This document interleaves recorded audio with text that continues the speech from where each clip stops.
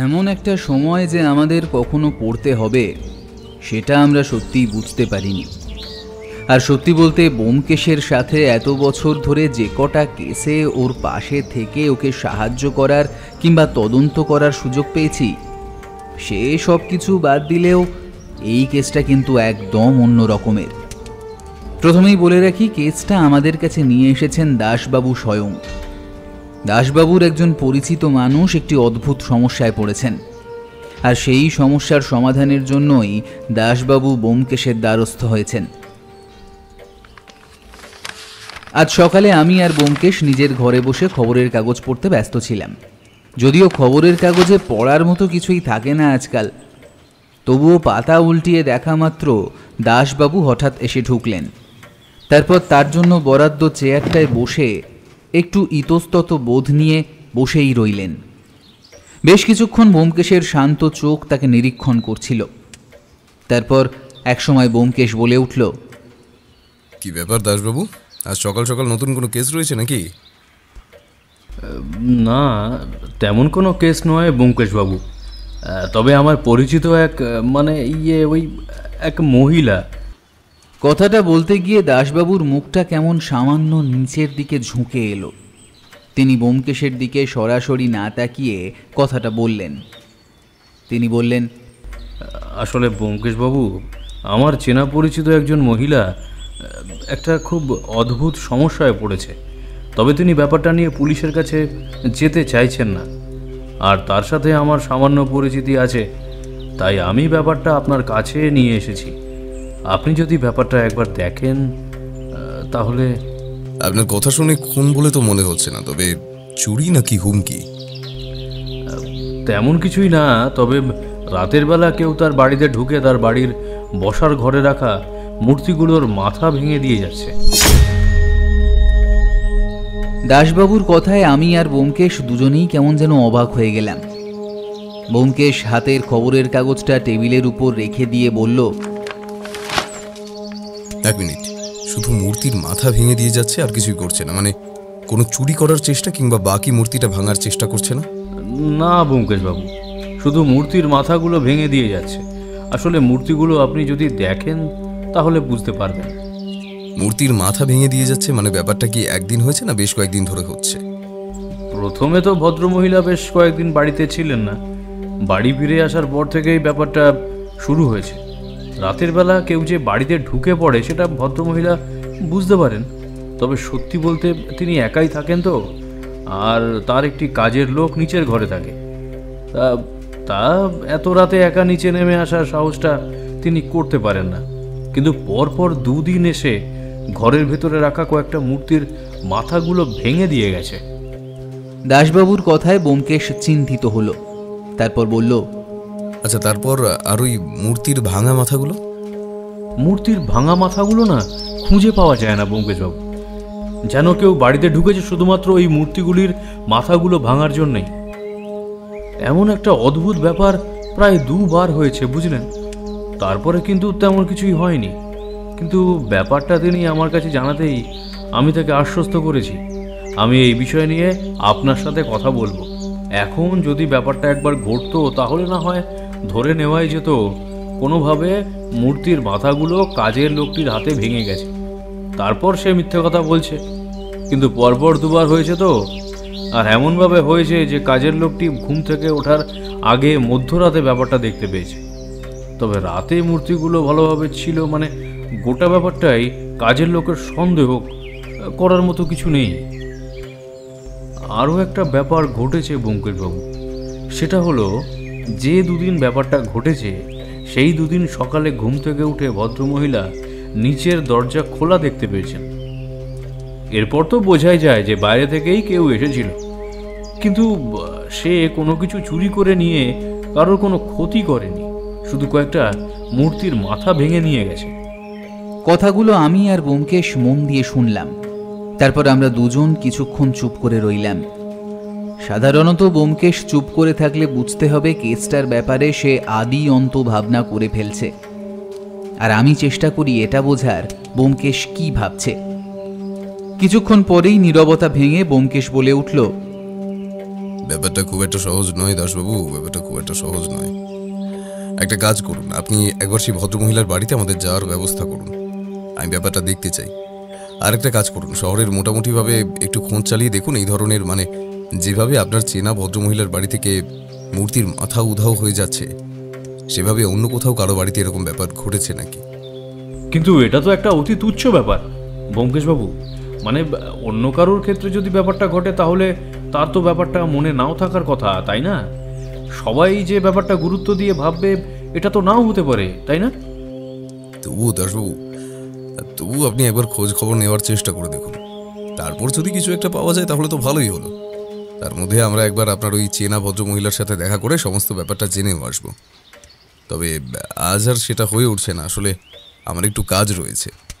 আপনি কাল সকালে একবার আসবেন, তার মধ্যে একটু খোঁজ খবর নিয়ে নিন, বুঝলেন? ব্যোমকেশ কিভাবে কেসটা গুছিয়ে উঠবেন সেটা দাসবাবু বুঝতে না পারলেও ব্যোমকেশের কথায় কিছুটা স্বস্তি পেলেন। তাই তিনি উঠে দাঁড়িয়ে বললেন, আপনি যখন দেখবেন বলেছেন তাহলে আমি কিছুটা নিশ্চিন্ত হতেই পারি। ব্যোমকেশবাবু, আপনি কেসটা হাতে নিলে ব্যাপারটা অনেক সহজ হবে। তবে আমার কিন্তু এখনও মনে হচ্ছে এমন কিছু নেই। হয়তো কেসটায় এমনও হতে পারে রাতের দিকে দরজা খোলা পেয়ে বাইরে থেকে কোনো পাগল কিংবা অন্য কেউ ঢুকে কাজটা করছে। হয়তো দিনের বেলাতেই হয়েছে ব্যাপারটা, পরদিন সকালে চোখে পড়েছে। কিন্তু ব্যাপারটা নিয়ে কেন জানি না ওই ভদ্রমহিলা মানে উনি একটু বেশি চিন্তিত। তার মনে হয় রাতের বেলা তিনি নিজের দিক থেকে শব্দ শুনতে পেয়েছেন, আর তাই বুঝতে পারছেন তো ব্যোমকেশবাবু। সত্যি বলতে ব্যোমকেশ কি বুঝতে পারছিল আমি জানি না, তবে আমি অন্য কিছু একটা আন্দাজ করতে পারছিলাম সে সময়। সে যাই হোক, দাসবাবু বেরিয়ে গেলেন। তারপর আমি ব্যোমকেশকে বললাম, এই সব কেস তুমি হাতে নেবে ব্যোমকেশ? কেসটায় তো তেমন কিছুই নেই। ভদ্রমহিলার বাড়ির কয়েকটা পুতুল, সেগুলোর মাথা কোনোভাবে ভেঙে গেছে, আর সেটা নিয়ে ভদ্রমহিলা কোনো একটা কল্পনা করে ফেলছেন। উনি বাড়িতে একা থাকেন, তাই তার ক্ষেত্রে যে কোনো কিছুই বাড়িয়ে কল্পনা করাটা খুব একটা কঠিন কাজ নয়। হতেই পারে, যদি সেটাই হয় তাহলে তো ভালো, কিন্তু যদি সেটা না হয়, অন্য কিছু হয়, তাহলে আমরা কেসটা অন্তত একবার সেখানে গিয়ে না দেখে ছেড়ে যেতে পারি না অজিত। সেখানে গিয়ে সমস্যাটা দেখে যদি মনে হয় কেসটায় তেমন কিছুই নেই, তাহলে তো আমি কেসটা হাতে নেব না। তবে একবার যাওয়া উচিত, একবার যাওয়া উচিত অজিত। আচ্ছা ঠিক আছে, কিন্তু তুমি এখন কোথায় বেরোচ্ছ? একটা ছোট্ট কাজ আছে অজিত, বেশি সময় লাগবে না, আমি খুব তাড়াতাড়ি চলে আসব। আর কাল সকালে তো আমরা ওই দাসবাবুর চেনা ভদ্রমহিলার বাড়িতে যাচ্ছি। আজকের দিনটা তোমার কাজ থাকলে সেগুলো সেরে নাও, কাল থেকে যদি সময় না পাও। তোমার কি মনে হয় কেসটা আমাদের হাতে নিতে হবে? কেন জানি না মনে হচ্ছে অজিত কেসটা খুব একটা সহজ নয়। কেসে যদি তেমন কিছু নাই থাকতো তাহলে কিন্তু দাসবাবু আমাদের কাছে ব্যাপারটা নিয়ে ছুটে আসতেন না। তিনি কিন্তু সবসময় ব্যস্তই থাকেন, আর শহরে এই সময় যে হারে চুরি কিংবা অন্য ক্রাইম বেড়ে চলেছে তাতে অকারণ তিনি ফালতু একটা ব্যাপার নিয়ে আমাদের কাছে আসার মানুষ না। আমার মনে হয় তিনি নিজেও কিছু সন্দেহ করেছেন, আর তাই আমার কাছে কেসটা নিয়ে এসেছে। আচ্ছা অজিত, এখন চলি, কাল সকালে রেডি থেকো। হ্যাঁ, কাল আমরা দাসবাবুর চেনা ভদ্রমহিলার বাড়িতে যাচ্ছি। ব্যোমকেশ পোশাক বদলে বেরিয়ে যেতেই আমি আমার ঘরে চলে গেলাম। আগের কেসের ব্যাপারটা লিখে রাখতে শুরু করেছি, সেই কাজটাই আরেকটু এগিয়ে রাখি। কাল যদি কেসটা হাতে নিতে হয় তাহলে আর সময় পাওয়া যাবে না, তাই আমি আমার কাজ নিয়ে ব্যস্ত হয়ে গেলাম। ব্যোমকেশ ঘণ্টা তিনেক পর ফিরে এলো, তবে সে সময় তার সাথে আমার আর তেমন কথা হলো না। আমি ভাবছিলাম দাসবাবুর ব্যাপারটা সে হয়তো সম্পূর্ণ ভুলেই গেছে। আমিও তাই নিজে তাকে আর কিছু বললাম না। আমার নিজের যে কেসটা নিয়ে খুব একটা উত্তেজনা রয়েছে সেটা কিন্তু নয়, উল্টে আমার মনে হয়েছে কেসটায় তেমন কিছুই নেই, তাই আমি সেটা নিয়ে বেশি ভাবছিলাম না। পরদিন সকালে দাসবাবু এসে পৌঁছলেন আমাদের বাড়িতে। দাসবাবুর সাথে আমরা একটু পরেই গিয়ে পৌঁছলাম সেই ভদ্রমহিলার বাড়ি। ভদ্রমহিলা বাড়িতে একাই থাকেন। তার দেখাশোনার জন্য এবং কাজের জন্য একজন বয়স্ক কাজের লোক থাকে। কাজের লোকটির বয়স বেশ বেশি, মাথার চুল সাদা হয়ে এসেছে, মুখের দাড়ি সাদা, একটু খুঁড়িয়ে চলেন বলে মনে হলো। আমাদের সাথে দাসবাবুকে দেখে কাজের লোকটি বলল, স্যার, আপনারা এসেছেন, তবে দিদিমণি তো বাড়িতে নেই। উনি কোথায় গেছেন? একটু বেরিয়েছে, তবে মনে হয় চলে আসবে। অনেকক্ষণ আগেই বেরিয়েছে। দাশবাবু আমাদের দিকে তাকিয়ে বললেন, ব্যোমকেশবাবু, একটু অপেক্ষা করুন, তাহলে হয়তো এক্ষুনি চলে আসবেন। আবার ফিরে গেলে... ব্যোমকেশ কিছু না বলে বসার ঘরে একটা চেয়ারের উপর বসল। তার দেখা দেখি আমিও বসলাম, দাশবাবুও বসলেন। কাজের লোকটা একটু পরেই আমাদের জন্য চা দিয়ে গেল। আমার কেমন যেন মনে হলো দাশবাবু এই বাড়িতে মাঝে মাঝেই আসেন। ব্যোমকেশ চেয়ারে বসে এদিকে ওদিকে তাকাতে লাগলো।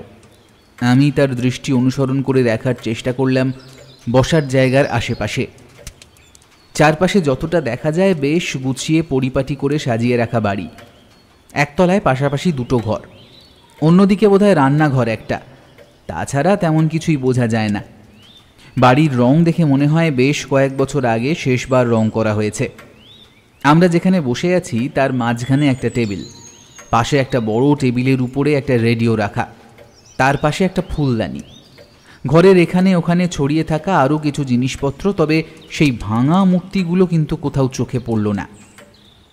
বেশ কিছুক্ষণ বসে থাকার পর দাশবাবু বললেন, আচ্ছা ব্যোমকেশবাবু, আর একটা কথা আমার মনে এলো। আপনার কথায় আমি খোঁজখবর নিয়ে দেখেছি, তবে কোথাও থেকে তেমন কিছু জানা যায়নি এরকম মূর্তি ভাঙার ব্যাপারে। তা আমার মনে হয় এমন কোনো খবর পাওয়াও হয়তো যাবে না। ব্যোমকেশ কিছু বলল না, চুপ করে চারিদিকে নিরীক্ষণ করতে করতে শুধু একবার বলল, না হলেই ভালো। ব্যোমকেশকে আজকাল দেখেছি কেসের ব্যাপারে যখন কিছু চিন্তা করে বা ভাবে তখন কথা বড্ড কম বলে, প্রয়োজন ছাড়া একটাও কথা বলে না সে। আর আজ আরও একবার সেটাই লক্ষ্য করছিলাম। কিন্তু এই কেসটা নিয়ে ব্যোমকেশ এত ভাবছে কেন সেটাই বুঝতে পারছিলাম না। দাশবাবুর সেই চেনা ভদ্রমহিলা মানে মীনাক্ষী দেবী ফিরে এলেন প্রায় মিনিট 40 পর। ঘরে ঢুকতেই আমাদের দেখে এবং দাশবাবুকে দেখে প্রথমটাই একটু ইতস্তত বোধ করলেন। বোধহয় তাই দেখে দাশবাবু উঠে দাঁড়িয়ে বললেন, আসলে আপনাকে ওই যে ব্যোমকেশ বক্সির কথা বলেছিলাম না, তাকেই সাথে করে নিয়ে এসেছি। ভদ্রলোককে আপনার কেসটার ব্যাপারে বলেছি। কথাটা শুনে মীনাক্ষী দেবীর মুখে সামান্য হাসি ফুটল। তিনি এগিয়ে এসে আমাদের সামনের চেয়ারে বসে আমাদের দুজনের দিকে তাকালেন। তারপর বোধহয় নিশ্চিন্ত হতে পারলেন ব্যোমকেশের দিকে তাকিয়ে। সেই ব্যোমকেশ। আপনি ব্যোমকেশ বক্সী, তাই না? বেশ বছরখানেক আগে আপনাকে একবার দেখেছিলাম কোনো একটা কেসের তদন্ত করার সময় বোধহয়। আমি আপনাকে দেখেছিলাম, তবে আপনি আমাকে দেখেননি। এখন এমন একটা অদ্ভুত ব্যাপার আমার সঙ্গে হয়ে চলেছে, সেটা নিয়ে দাশবাবুর সঙ্গে আমি কথা বলেছি। দাশবাবু আপনার কথা বলায় আমি তাকে বললাম যে আপনাকে নিয়ে আসতে। তা বেশ ভালোই হয়েছে। আপনি যখন এসে পড়েছেন তাহলে আপনাকে সবটা খুলে বলে আমি নিশ্চিন্ত হতে পারি। তারপর ভদ্রমহিলা আমাদের বসতে বলে ঘরের ভিতর চলে গেলেন। বেশ কিছুক্ষণ পর ঘর থেকে যখন বেরিয়ে এলেন তখন তার হাতে দুটো অদ্ভুত মূর্তি। মূর্তি দুটো দেখে মনে হলো মাটির তৈরি যে ধরনের মূর্তি ঘরে দেখা যায় তেমনই। সেগুলো বেশ বড়, তবে সবচেয়ে অদ্ভুত ব্যাপার মূর্তির মাথাটা ঘাড়ের কাছ থেকে কেউ যেন ভেঙে নিয়ে গেছে।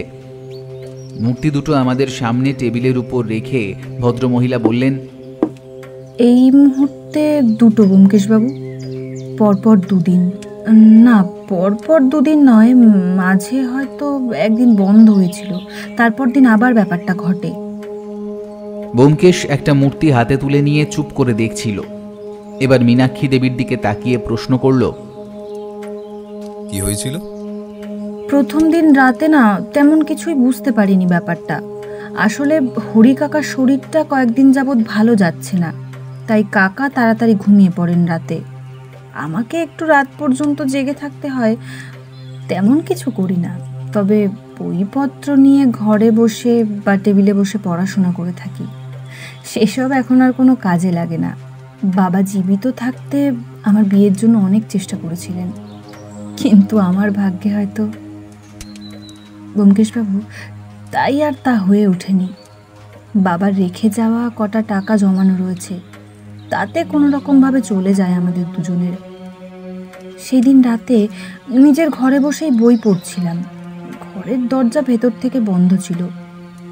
একবার মনে হলো একটা খট করে শব্দ শুনলাম। তারপর ভাবলাম অন্য কোথাও রাতের বেলায় হয়তো শব্দ হয়েছে, তাই আর ব্যাপারটা গুরুত্ব দিলাম না। তবে বেশ কিছুক্ষণ পরে আবার একটা শব্দ শুনতে পেলাম, যেন কোনো কিছু ভাঙার বা টুকরো করার মতো শব্দ। তখন দরজা খুলে বাইরে বেরিয়ে এসে দেখি বাইরের দরজাটা খোলা। আমি ভাবলাম হয়তো হরি কাকা কোনো কারণে বাইরে গেছে, তাই তখন আর অতটা গুরুত্ব দিইনি, আমি ভেতরে চলে আসি। তবে বাইরের দরজাটা বন্ধ থাকে আর আমার ঘরের দরজাটা খোলা থাকে। বেশ অনেকক্ষণ ধরে কোনো সাড়া শব্দ না পেয়ে তখন আবার বাইরে এসে দেখি তখনও দরজা খোলা। তখন আমি দেখি হরি কাকার ঘরের দরজাটা বন্ধ। তারপর দরজা বন্ধ করে দিয়ে আমি আবার নিজের ঘরে চলে আসি। ওই যে ওই টেবিলের উপর রাখা ওই মূর্তিটার মাথার দিকটা নেই। দেখে মনে হয় কেউ যেন শক্ত হাতে মূর্তিটা চেপে ধরে মাথাটা ভেঙে নিয়ে চলে গেছে। তবে মূর্তিটা কিন্তু টেবিলের উপরে রাখা ছিল না, টেবিলের উপর পড়েছিল। একটু হলেই সেটা নিচে মাটিতে পড়ে ভেঙে যেত। সেই দিন না ব্যাপারটা খুব অদ্ভুত লাগে আমার কাছে। আমার মনে হয়েছিল কোনো কারণে হয়তো হরি কাকার হাতে লেগে মূর্তিটা ভেঙে গেছে।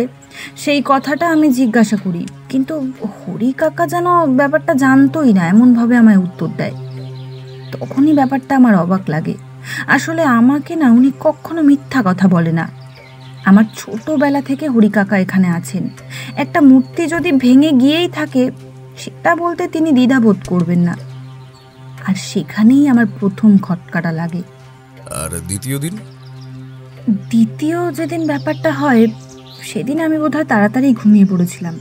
কোনো কারণে সেদিন দরজা খোলার আওয়াজটা আমার কানে আসেনি, আর কোনো কিছুই বুঝতে পারিনি। পরদিন সকালে সেদিন আমি তাড়াতাড়ি উঠেছিলাম, আর বাইরে বেরোতেই দেখতে পাই দরজাটা খোলা। দরজাটা খোলা নয়, আসলে কেউ যেন দরজাটা বাইরে থেকে ভেজিয়ে দিয়ে চলে গেছে। আমার কেমন যেন মূর্তিটার কথা মনে পড়ে যায়, আর তখনই আমি দেখতে পাই ওই দ্বিতীয় মূর্তিটারও মাথার কাছ থেকেই ভাঙা। ব্যাপারটা আমার কাছে বড়ই অদ্ভুত লাগে। আর ব্যোমকেশবাবু, সব থেকে বড় যেটা আমার খটকা লাগে সেটা হলো দুটো মূর্তি কিন্তু একই মূর্তি। ব্যাপারটা আমার আগেই চোখে পড়েছিল, তাই আমি ব্যোমকেশের দিকে তাকিয়ে দেখলাম সে খুব মন দিয়ে দুটো মূর্তি হাতে তুলে নিয়ে দেখছে। এমন সময় দাসবাবু বললেন, কেউ যদি মূর্তি চুরি করতে আসে তাহলে তো মূর্তিগুলো নিয়ে চলে যেতে পারে। এভাবে মূর্তির মাথা ভেঙে নিয়ে যাওয়ার কারণটা তো বুঝতে পারছি না। কারণ তো একটা আছেই দাসবাবু। এটুকু বলেই ব্যোমকেশ চুপ করল। তারপর ভালো করে ঘরের চারপাশটা ঘুরে দেখতে লাগলো। আমাদের তিনজনের চোখ নিরীক্ষণ করে চলছিল। একটু পরে ব্যোমকেশ এসে নিজের চেয়ারে আবার বসে বলল, বাড়ি থেকে আর কিছু চুরি যায়নি? মীনাক্ষী দেবী মাথা নাড়িয়ে বোঝালেন যে চুরি কিছুই যায়নি, কিন্তু আমার মনে বারবার একটা খটকা আসছিল যে এই মূর্তিগুলোর মাথা নিয়ে অপরাধী কি করবে। গোটা মূর্তিটা যদি চুরি করতো তাহলে একটা আলাদা ব্যাপার ছিল, কিন্তু খালি মাথা দিয়ে কি হবে? মীনাক্ষী দেবীর বাড়ি থেকে বেশি কিছু জানা গেল না, তবে ব্যাপারটা ভদ্রমহিলা যে বেশ খানিকটা ভয় পেয়েছেন সেটা বোঝা যাচ্ছিল। বারবার ব্যোমকেশকে অনুরোধ করলেন যে এই ব্যাপারে যেন ব্যোমকেশ কিছু একটা করে। অবশ্য তার এটাও মনে হয়েছে তার বাড়িতে আর ওই রাতের আগন্তুক আসবে না, কারণ তার বাড়ির দুটো মূর্তির মাথা এসে চুরি করে সে নিয়ে গেছে। কিন্তু তার কারণটা কি? এমন একটা অদ্ভুত ব্যাপার, কারণ জানতে না পারলে যে মনে মনে একটা সন্দেহ থেকেই যাবে। দাসবাবুও খোঁজ চালিয়ে যেতে লাগলেন এরকম মূর্তি আর কোথাও রয়েছে নাকি, আর সেই মূর্তির মাথা চুরি গেছে নাকি। এরপর প্রায় মাসখানেক কেটে গেল, তেমন কিছুই ঘটল না। এর মধ্যে ব্যোমকেশ অন্য একটা কেসেও জড়িয়ে পড়েছিল। আসলে একটা খুনের কেসে ব্যোমকেশকে জড়িয়ে পড়তে হয়েছিল। সে ব্যাপারটা নিয়ে ব্যোমকেশের তদন্ত ভালোই চলতে লাগলো। আমিও মাঝে মাঝে তার সাথে যাচ্ছিলাম, তবে খুনিকে কিছুতেই ধরা যাচ্ছিল না। এই কেসের ব্যাপারে বিস্তারিতভাবে পরে জানাবো, কারণ তার আগে মীনাক্ষী দেবীর অদ্ভুতভাবে মূর্তির মাথা চুরির ব্যাপারটা জানাতে হবে। মাঝখানে হঠাৎ করে একদিন দাসবাবু আমাদের বাড়িতে আবার এলেন। ভদ্রলোককে বেশ উত্তেজিত বলেই মনে হলো। তিনি ঘরে ঢুকে চেয়ারে বসতে বসতে বললেন, ব্যোমকেশবাবু, আপনার কথা মতো আমি খোঁজখবর চালিয়ে যাচ্ছিলাম, বুঝলেন। এই কিছুদিন আগে, এই 2 দিন হবে, একটা খবর পাওয়া গেছে যেখানে একজনের বাড়িতে ঠিক এমনই একটা মূর্তি ছিল। তবে রাতের বেলা কেউ তার বাড়িতে ঢুকে সেই মূর্তি তারপরে অর্ধেকটা ভেঙে দিয়ে গেছে। জানেন, ব্যাপারটা দেখে কিন্তু মীনাক্ষী দেবীর মূর্তিগুলোর কথাই মনে পড়েছিল। সেক্ষেত্রে অপরাধী মূর্তিগুলোর মাথা ভেঙে নিয়ে গিয়েছিল, আর এক্ষেত্রে সেটাই করেছে। আর অন্য কিছু জানতে পারলেন? আর একটা ব্যাপার জানতে পারা গেছে, বুঝলেন, মীনাক্ষী দেবী যে দোকান থেকে মূর্তিগুলো কিনে এনেছিলেন, এই ভদ্রলোকও সেই দোকান থেকেই মূর্তিগুলো কিনে এনেছেন। তবে একটা ব্যাপার আমি কিছুতেই বুঝতে পারছি না, খুনি মূর্তিগুলোর মাথা ভেঙে নিয়ে যাচ্ছে কেন? একটা সামান্য মাটির মূর্তির জন্য সে এতটা বেপরোয়াভাবে রাতের বেলা কারোর বাড়িতে ঢুকে যাচ্ছে। ও, আর একটা ভালো কথা, এই ভদ্রলোকের ক্ষেত্রে কিন্তু ব্যাপারটা রাতের বেলা হয়নি, হয়েছে দিনের বেলায়। ভদ্রলোক বাড়িতে ছিলেন না, তার বাড়িতে তেমন কিছু ছিল না, ভদ্রলোক বাড়িতে একাই থাকেন, আর এই সুযোগে তার বাড়ির দরজা ভেঙে বাড়িতে ঢুকে মূর্তিটা এভাবে নিয়ে যাওয়া হয়েছে। এমনকি চোর তার বাড়িতে ঢুকছে এটা বাইরের একজন দেখেছিল, কিন্তু তিনি তখন জানতেন না যে এই ভদ্রলোক বাড়িতে নেই। কিছু একটা তো ব্যাপার আছে। যে দোকান থেকে মূর্তিগুলো কেনা হয়েছে সেই দোকানের ঠিকানাটা আমায় জোগাড় করে দিন। আর আচ্ছা, এখন এইটুকুই থাক। কেসটা যে কোন দিকে মোড় নিচ্ছে আমি কিছুই বুঝতে পারছি না ব্যোমকেশবাবু। প্রথমত ভেবেছিলাম যে খালি মীনাক্ষী দেবীর সাথেই এমনটা হচ্ছে, তবে আপনার কথায় খোঁজখবর রাখতে রাখতে এই ব্যাপারটা জেনে আমারও কেমন যেন সন্দেহ হচ্ছে। বুঝলেন, কেসটা খুব একটা সহজ নয়। আরও একটা ব্যাপারে খোঁজ নেওয়া দরকার মনে হয় ব্যোমকেশ। শহরে আর কার কাছে সেই মূর্তিগুলো আছে, মানে ওই একই ধরনের মূর্তি? তাদের বাড়িতেও যদি এরকম আক্রমণ হয়, সেক্ষেত্রে আমরা আগে থেকে ব্যাপারটা খোঁজ খবর নিয়ে পুলিশি পাহারা বসাতে পারলে অপরাধীকে ধরতে পারবো। আসল জায়গা থেকে সরে যাচ্ছ অজিত। ব্যোমকেশের কথাটা আমি কিছুই বুঝতে পারলাম না, তবে ব্যোমকেশ কথাটা একবার বলেই আবার মুখ বন্ধ করে দিয়েছে। চোখ বন্ধ করে চেয়ারে হেলান দিয়ে কি যেন একটা ভাবছে। এ সময় ব্যোমকেশ কিছুই বলবে না আমি জানি। দাসবাবু কিছুক্ষণ চুপ করে বসে রইলেন, তারপর বললেন, আমি সেই দোকানদারের ঠিকানাটা আপনাকে পাঠিয়ে দিচ্ছি ব্যোমকেশবাবু। তবে ব্যাপারটা আমি মীনাক্ষী দেবীকেও জানিয়েছি। তিনি ব্যাপারটা জানার পর থেকেই সামান্য ভয়ে রয়েছেন। বলা যায় না, যদি তার উপর আবার ওই এতটাই আক্রমণ করে কিংবা তার বাড়িতে ঢোকার চেষ্টা করে। সেটা আর হবে না। মীনাক্ষী দেবীর বাড়িতে সেই অপরাধীর কাজ শেষ হয়ে গেছে। মানে তুমি বলতে চাইছো সেই দুটো মূর্তি অপরাধীর প্রয়োজন ছিল, আর শুধুমাত্র মূর্তির মাথাগুলোই তার প্রয়োজন ছিল, তাই তো? আর তাই সে দ্বিতীয়বার মীনাক্ষী দেবীর বাড়িতে ফিরে যাবে না? সেটা হতে পারে। আচ্ছা দাসবাবু, সম্প্রতি মানে মাসখানেকের মধ্যে কোনো অপরাধী জেল থেকে ছাড়া পেয়েছে? এমন একটা অদ্ভুত কথায় দাসবাবু আর আমি দুজনেই অবাক হয়ে গেলাম। কথা হচ্ছিল মূর্তি নিয়ে, তার সাথে জেল থেকে কোন আসামির ছাড়া পাওয়ার কি সম্পর্ক? ব্যোমকেশ কি ভাবছে আসলে সেটা সবকিছু খুলে না বলার অভ্যেসটা মাঝে মাঝে আমাদের ধাঁধায় ফেলে দেয়। ব্যোমকেশ কিন্তু আর মুখ খুলল না।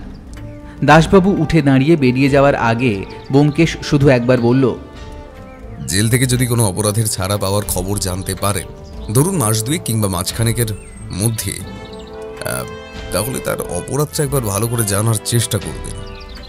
কথাটা বলে নিজের টেবিলের দিকে এগিয়ে গেল। আমি বুঝতে পারলাম আজকের মতো কথাবার্তা এখানেই শেষ। এরপর ব্যোমকেশ মুখ বন্ধ করেই থাকবে, গভীরভাবে ও কেসটা নিয়ে ভাবতে থাকবে। কিন্তু কেসটা নিয়ে অনেক ভেবেও আমি কিছুই বার করতে পারছিলাম না।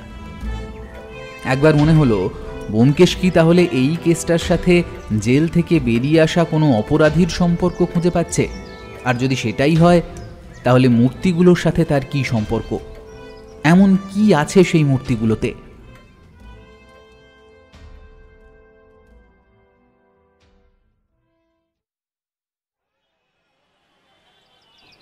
দোকানটা বেশ পুরনো।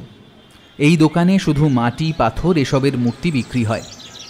আর শুধু বিক্রি হয় না, খোঁজ খবর করে জানা গেল এরা নিজেরা মূর্তি তৈরি করে। ব্যোমকেশ আর আমি যখন দোকানের আসল মালিকের সাথে কথাবার্তা বলছি, দোকানের বাইরের দিকে দাঁড়িয়ে তখন ব্যোমকেশ বলল, প্রায় হাতখানিক লম্বা হবে মূর্তিগুলো। মূর্তিগুলো অনেকটা জল পড়ি। আপনার কাছে এমন কোনো মূর্তি আছে? ভদ্রলোকের নাম জগদীশ পাল। তিনি ব্যোমকেশের কথা শুনে দোকানের ভিতর ঢুকে একজনকে কি একটা নির্দেশ দিলেন। তারপর একটু পরেই সে একটা মূর্তি এনে আমাদের হাতে দিল। মূর্তিটা দেখেই কিন্তু আমি অবাক হয়ে গেলাম। এই মূর্তিটা ঠিক হুবহু সেই দুটো মূর্তির মতন, যে দুটো মূর্তি ভাঙা অবস্থায় আমরা মীনাক্ষী দেবীর বাড়িতে পেয়েছি। ব্যোমকেশ মূর্তিটা হাতে নিয়ে বলল, এরকম মূর্তি ঠিক কটা তৈরি করেছিলেন আপনি? এই মূর্তিগুলো আমি নিজে তৈরি করিনি। আমার এখানে এক কর্মচারী ছিল, সে নিজের হাতে বেশ কিছু মূর্তি তৈরি করত। সেই তৈরি করেছিল এই মূর্তি, তবে বছর 2 আগে করেছিল। তারপর কোনো একটা কারণে সে হঠাৎ কাজ ছেড়ে দেয়, তাকে আর এদিকে আসতে দেখিনি। তবে যতদূর লোকের মুখে শোনা যায়, সে নাকি কোনো একটা কারণে পুলিশের হাতে ধরা পড়েছিল। তার বছর 2 জেল হয়। মাত্র মাস 2 আগে সে আমার দোকানে এসে উপস্থিত। আমি একটু অবাকই হয়েছিলাম। তবে সে জানায় সে এখানে কাজ করতে চায় আবার নতুন করে। তাকে পুলিশের কথা বলতে সে বলে ওসব কিছুই না, তাকে শহরের বাইরে যেতে হয়েছিল কোনো একটা কাজে। সে সম্প্রতি ফিরে এসেছে, তাই আবার আমার কাছে সে কাজ করতে চায়। কিন্তু কাজ করতে ঢুকেই সে অদ্ভুত আচরণ শুরু করে। কি যেন খুঁজতো মাঝে মধ্যে দোকানের ভেতরে। আমি তাকে জিজ্ঞাসা করলে তেমন কিছুই বলতো না। এখন যে কাজের লোক আমার কাজ করে, তার কাছেও শুনেছি যে ও দোকানের মধ্যে কিছু একটা খুঁজতো, তবে কি খুঁজতো সেটা নিজে কখনোই বলেনি। যেমন অদ্ভুতভাবে সে ফিরে এসেছিল, তেমনই অদ্ভুতভাবেই কিছুদিন পরে সে আবার নিখোঁজ হয়ে যায়। আপনারা আপনাদের মূর্তিগুলো কাদের কাছে বিক্রি করেন? সেসবের কোনো হিসেব আপনাদের কাছে থাকে? মানে যারা মূর্তি কিনে নিয়ে তাদের নাম, ঠিকানা, নাম্বার কিছু? না, সেসব আর নথিভুক্ত করে রাখা হয় না। তবে কেউ যদি কোনো মূর্তি তৈরি করতে চায়, তাহলে সেক্ষেত্রে তাদের ঠিকানা আমাদের কাছে থাকে। আচ্ছা, এই মূর্তিটা যিনি তৈরি করতে দিয়েছিলেন তিনি কি কোনো একজন মহিলা? না, যে এই মূর্তি তৈরি করতে দিয়েছিল তিনি আমাদের দোকানে মাঝে মধ্যেই আসেন। তার নাম রামতনু রায়। তবে ভদ্রলোক প্রথমে 4টে মূর্তির কথা বলেন। 4টে মূর্তি আমার আগের সেই কর্মচারী তৈরি করেছিল। পরে কোনো একটা কারণে তিনি 4টে মূর্তি নিতে চান না, তখন তাকে একটাই মূর্তি দেওয়া হয়। বাকি 2টো মূর্তি অন্য কোথাও বিক্রি হয়ে গেল, এই মূর্তিটা এখানেই থেকে যায়। আপনার যদি আপত্তি না থাকে তাহলে এই মূর্তিটা কি আমি নিয়ে যেতে পারি? দেখুন, মূর্তিটা অনেক দিন ধরেই দোকানে সাজানো ছিল, তবে বিক্রি হয়নি। মসজিদের রঙও কেমন ফ্যাকাশে হয়ে এসেছে। এটা আর বিক্রি হবে বলে মনে হয় না। আপনি যদি চান তাহলে মূর্তিটা নিয়ে যেতে পারেন। ব্যোমকেশ আর কিছু বলল না। মূর্তিটা নিয়ে আমরা সেখান থেকে ফিরে এলাম। ওটা নিয়ে আসার সময় পথে ব্যোমকেশ আর একটা কথাও বলল না, তবে মাঝে মাঝে মূর্তিটা ঘুরিয়ে ফিরিয়ে দেখতে লাগলো। আমি একবার একটু কৌতূহলী হয়ে প্রশ্ন করলাম, ব্যোমকেশ, তুমি মূর্তিটা নিয়ে চলে এলে, তোমার কি মনে হয় মূর্তিটার মধ্যে কিছু আছে? ব্যোমকেশ আমার দিকে একবার তাকিয়ে মূর্তিটা দেখতে দেখতে বলল, সেটা তো বাড়িতে গিয়ে মূর্তিটার মাথাটা ভাঙলেই বোঝা যাবে। মূর্তিটার মাথাটা অদ্ভুতভাবে তৈরি করা হয়েছে। মাটির মূর্তি এমনভাবে তৈরি করা হয় না। মাথার ভেতরে পুরোটাই বোধহয় শক্ত মাটি রয়েছে। ব্যোমকেশ আর আমি মূর্তিটা নিয়ে বাড়ি ফিরে এলাম। বাড়ি ফিরে ব্যোমকেশ মূর্তিটাকে টেবিলের উপর রেখে দেখতে লাগলো। বেশ সুন্দর একটা জলপরীর মূর্তি। দেখে বোঝা যায় এর গায়ের রং এখন ফ্যাকাশে হয়ে এলেও একসময় এর রং বেশ সুন্দর ছিল। ব্যোমকেশ বেশ কিছুক্ষণ মূর্তিটার দিকে তাকিয়ে রইল। তারপর হঠাৎ মূর্তিটার মাথাটা ধরে দিল এক হ্যাঁচকা টান। মাথা থেকে খানিকটা নিচের অংশ ভেঙে ব্যোমকেশের হাতে চলে এলো। তারপর সেই মাথাটা মেঝের উপর রেখে সেটাকে একটা বাইরে থেকে আনা ছোট পাথরের টুকরো দিয়ে ভাঙতে লাগলো। কিন্তু ভাঙতে ভাঙতে একসময় মাথাটা পুরো গুঁড়ো হয়ে এলো। তার মধ্যে থেকে কিছুই বেরিয়ে এলো না। গোটা ঘটনাটা আমি যতটা অবাক হয়েছিলাম, ব্যোমকেশ বোধহয় তার থেকেও বেশি অবাক হয়েছিল। সে মূর্তি ভাঙা অংশটা, এমনকি গুঁড়োগুলো সমস্ত কিছু তুলে নিয়ে বাইরে ফেলে দিয়ে এলো। তারপর ঘরে এসে নিজের চেয়ারে বসে চুপ করে রইল। হঠাৎই ব্যোমকেশ আমায় বলল, কেউ একজন মিথ্যে কথা বলছে অজিত, কেউ একজন মিথ্যে কথা বলছে। কিন্তু কে মিথ্যে কথা বলছে সেটা আমি বুঝতে পারলাম না। আর এখানে মিথ্যে কথা বলার মতো কি আছে? 4টে মূর্তি তৈরি হয়েছিল, তার মধ্যে 3টে বিক্রি হয়ে গেছে। সেই 3টের মাথা ইতিমধ্যেই ভাঙা হয়ে গেছে। আর 4র্থ মূর্তিটা ব্যোমকেশ নিজে আমার সামনে ভেঙেছে। সেখান থেকে কিছুই পাওয়া যায়নি। তার মানে অকারণে কেউ একজন মূর্তিগুলো ভেঙে ফেলছে। এর বেশি কোনো কিছু তো আমি এই মুহূর্তে বুঝতে পারছিলাম না। কিন্তু ব্যোমকেশ যেন কিছু একটা আন্দাজ করছিল। সে চুপ করে কিছুক্ষণ বসে রইল। তারপর টেলিফোনের সামনে গিয়ে টেলিফোন তুলে দাসবাবুকে টেলিফোন করে কিছু কথাবার্তা বলল। ব্যোমকেশ আবার চেয়ারে এসে বসতে আমি তাকে প্রশ্ন করলাম, এবার তুমি কি করবে ব্যোমকেশ? এখন আর কিছুই করার নেই। এই কেসটা থেকে হাত পা ঝেড়ে নিয়ে যে খুনের কেসটা হাতে এসেছে সেটাই দেখতে হবে। এই কেসে মনে হয় না আর কিছু আছে। আমি অবাক হয়ে গেলাম। ব্যোমকেশ এত সহজে কোনো কেস ছেড়ে দেয় না। তারপর যখন তার একটা অনুমান হয়েছে আর সেই অনুমানটা মিথ্যে হয়েছে, তাহলেও সে এত সহজে কেসটা ছেড়ে দেবে বলে আমার তো মনে হয় না। কিন্তু ব্যোমকেশ যখন ভেবে নিয়েছে যে কিছু বলবে না, তার মুখ থেকে কথা বার করার সাধ্য আমার নেই। বেশ কয়েকদিন ব্যোমকেশ সেই খুনের কেসটায় ব্যস্ত রইল। মাঝে মাঝে দাসবাবুর সাথে তাকে বেরিয়ে যেতে হচ্ছিল, তবে সেই কেসের ব্যাপারে খুব একটা বেশি আমি কিছু জানতে পারছিলাম না। মাঝে মাঝে ব্যোমকেশ আমায় বলছিল কেসটা এখনও ঠিকমতো ধরতে পারেনি সে, তাই এসব নিয়ে আলোচনা করছে না। এভাবে দেখতে দেখতে সপ্তাহখানেকের মধ্যে সবকিছুই কেমন যেন চাপা পড়ে গেল। দাসবাবুর সাথে সেই মীনাক্ষী দেবীর মূর্তির ব্যাপারে কথাবার্তাও তেমন হলো না।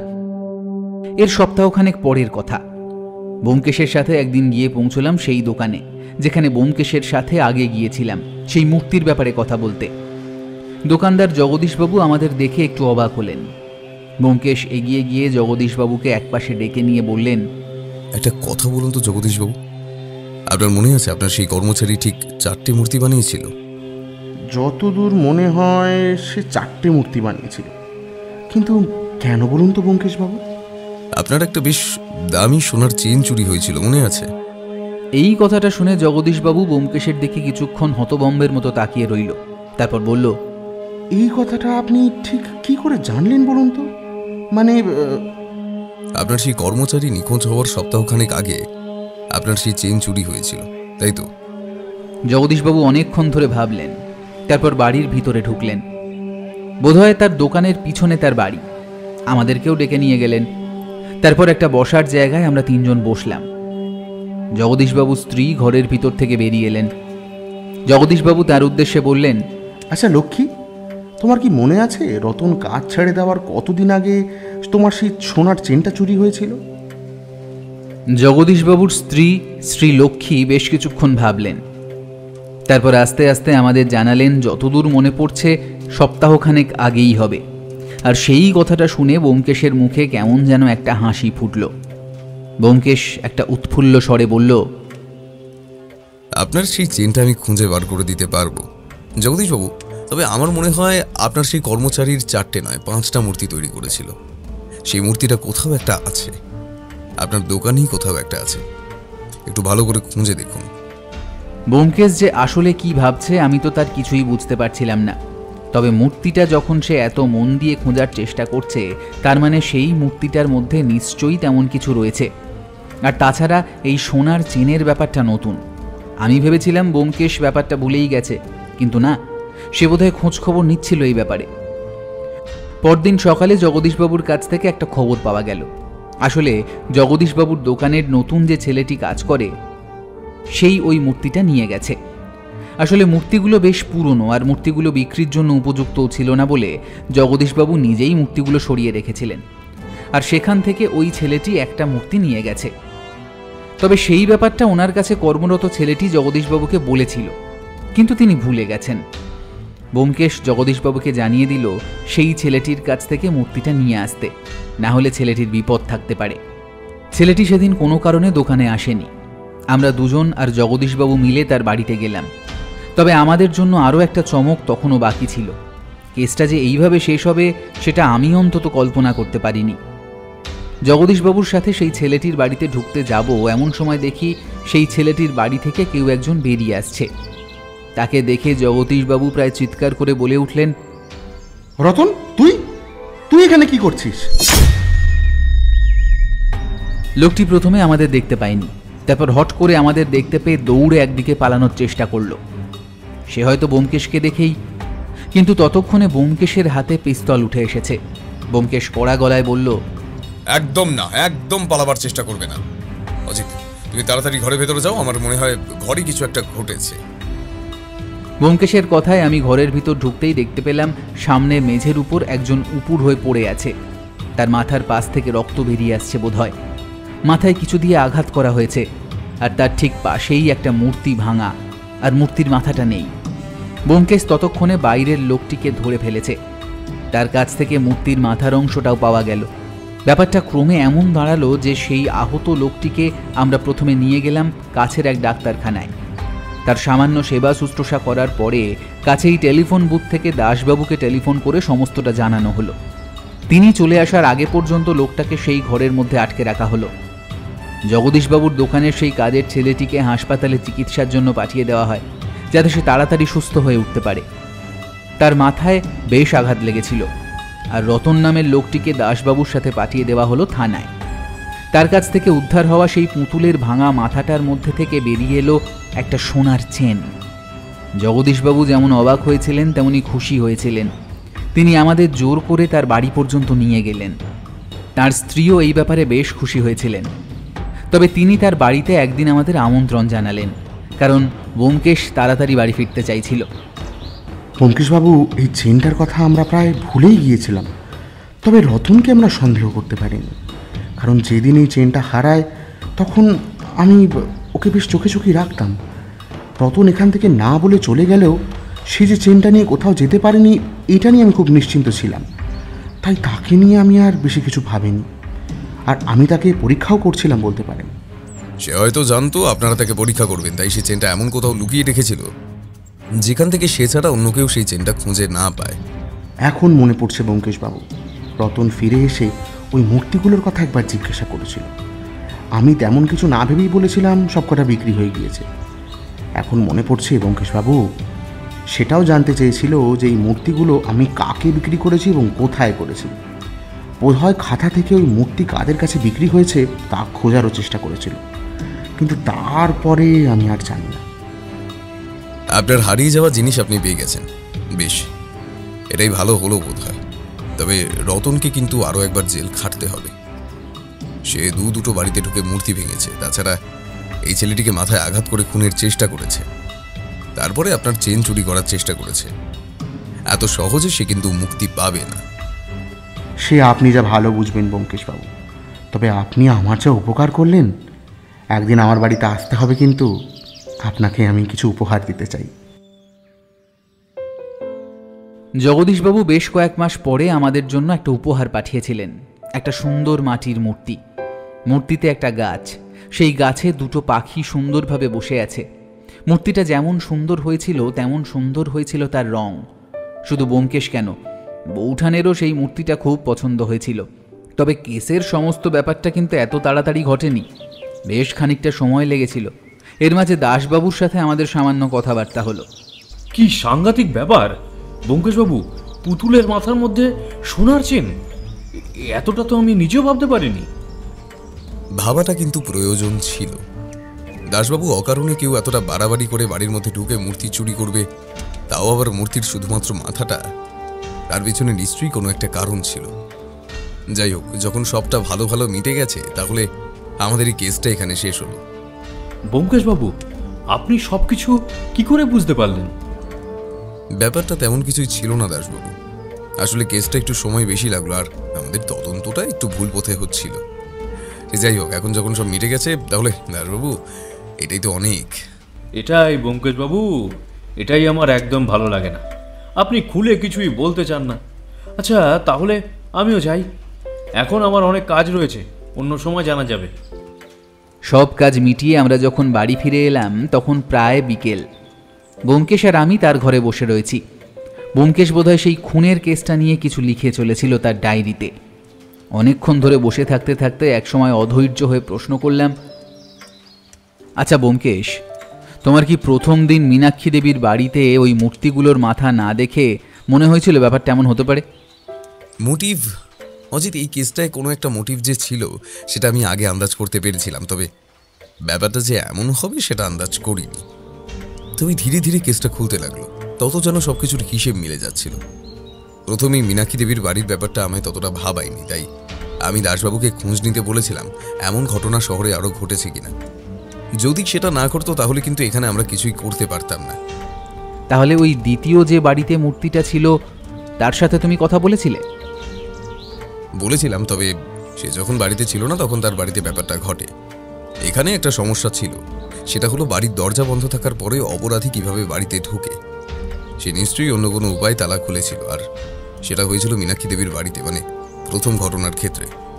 কিন্তু দ্বিতীয় বাড়িতে সে দরজা ভেঙে ঢুকেছিল, তার মানে এমন কিছু একটা মোটিভ তার ছিল যেটা বেশ শক্তপোক্ত। জগদীশবাবুর কাছে যে আরও একটা মূর্তি থাকতে পারে সেই ধারণাটা তোমার কবে হলো? তোমার তো মনে আছে এই 3টি মূর্তি ভাঙা অবস্থায় পাওয়া যাওয়ার পরেও জগদীশবাবুর বাড়িতে একটা মূর্তি ছিল, সেটা আমরা নিজেরা এনে ভেঙেছিলাম, অথচ তার মাথার মধ্যে কোনো কিছুই ছিল না। তখনই আমার মনে হয়েছিল মাথার মধ্যে কিছু একটা থাকার কথা, কারণ মাথাটা বড় অদ্ভুতভাবে তৈরি করা হয়েছিল, আর অপরাধী ওই মাথার মধ্যে কিছু একটা রেখেছে সেটা আন্দাজ করতে পারি। তখন জগদীশবাবু বলেন লোকটা ফিরে এসেছিল আবার, কিন্তু বেশ কয়েকদিন পরে আবার এখান থেকে চলে যায়। তার মানে সেখানে এসেছিল ওই মূর্তিগুলোর জন্য, কিন্তু তার মধ্যে মূর্তিগুলো বাইরে চলে গেছে। তাই সে ফিরে গিয়ে মূর্তিগুলোর খোঁজ করতে থাকে এবং খুঁজে পায়, কিন্তু তার কাঙ্ক্ষিত বস্তুটা সে খুঁজে পায় না। আমার মনে হয়েছিল আরও একটা মূর্তি থাকার কথা, সেটা কেন যে মনে হয়েছিল সেটা আমি বলতে পারবো না, বাকিটা তো তুমি নিজেই জানো। তবে ঠিক ওই সময় যে রতন ওখানে গিয়ে পৌঁছবে সেটা আমি বুঝতে পারিনি। সেক্ষেত্রে অজিত রতনের ওখানে উপস্থিতির ব্যাপারটা সম্পূর্ণ কাকতালীয়ভাবেই ঘটেছে। তুমি রতনের ব্যাপারে খোঁজ নিয়েছিলে তাই না? জেল থেকে সে বেরিয়ে এসে কোথায় গেছে, কি করেছে, এই সমস্ত কিছু হিসেব করে আমি যা পেয়েছি সেই হিসেবেই তদন্তটা এগিয়েছি। এখন সবটা যখন মিটে গেছে তাহলে আর সে সব নিয়ে শুধু শুধু কথা বলে লাভ নেই অজিত। তার চেয়ে বরং সত্যকে ধোঁকা দিয়ে যেতে বলো, আর সাথে একটু চা খাওয়া যাক। অনেকদিন ধরে কেসটা নিয়ে ভাবতে হচ্ছিল অজিত, শেষমেশ কেসটা শেষ হলো। এটা না হয় শেষ হলো, কিন্তু তুমি যে বলেছিলে একটা খুনের কেসের তদন্ত করছো, সেটার ব্যাপারে কতটা কি হলো? এগিয়েছে, অনেকটাই এগিয়েছে, তবে আসল অপরাধীকে ধরার মতন তেমন কিছু পাইনি। কেসটা আস্তে আস্তে সাজাতে হচ্ছে অজিত, সময় লাগবে। আমাদের কথাবার্তার মাঝখানে পুঁটিরাম এসে ঘরে ঢুকলো। দাদাবাবু, আগে একজন আপনার সঙ্গে দেখা করতে এইছেন। হ্যাঁ, কে দেখা করতে এসেছে? আচ্ছা তুমি পাঠিয়ে দাও। আমি মনে মনে ভাবতে লাগলাম এখন ব্যোমকেশের সাথে আবার কে দেখা করতে এলো? তাহলে কি আবার নতুন কোনো মক্কেল? একটা কেস শেষ হতে না হতেই আরও একটা কেস জুটে যাবে। যাক, যা হয় তা ভালোর জন্যই হয়।